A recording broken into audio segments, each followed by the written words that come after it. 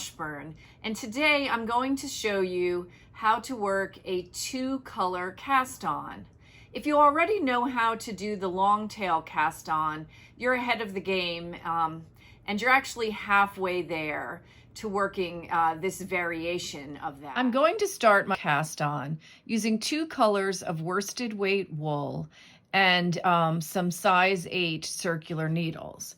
I'm going to hold both ends of the working yarn together and draw out a little length and make a slip knot. This slip knot will be removed later and is not considered one of your stitches. I'm next going to put my needle through these 2 pieces of yarn and tighten it up a bit. So I have a tail end here, and then I have my working yarn. I'm going to hold the yarn as I would for a long tail cast on.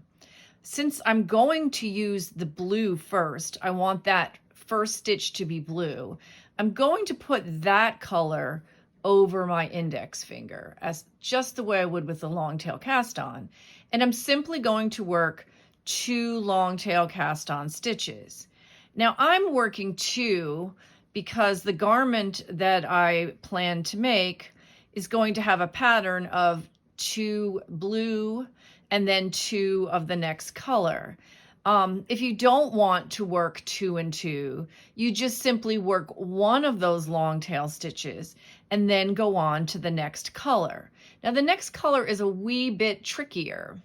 What you're going to do is turn your index finger and you're going to pick up that yarn from behind. So again, you pick up that yarn from behind your index finger.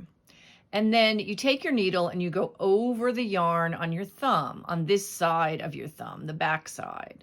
And you pull that through that loop on your pointer and you release the loop and let it go. And now I have 1 green stitch. So again, since I'm doing a 2 and 2 pattern, I will do exactly the same thing.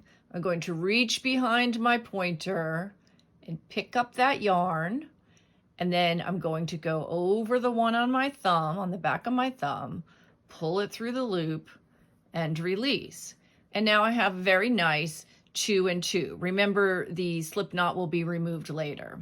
So next I want a blue stitch. I simply work a long tail cast on, 1 and 2, and I get my 2 blue stitches. So it moves pretty fast once you learn the corresponding color, the odd stitch where you go behind your pointer finger, over the stitch on your thumb, and pull it through.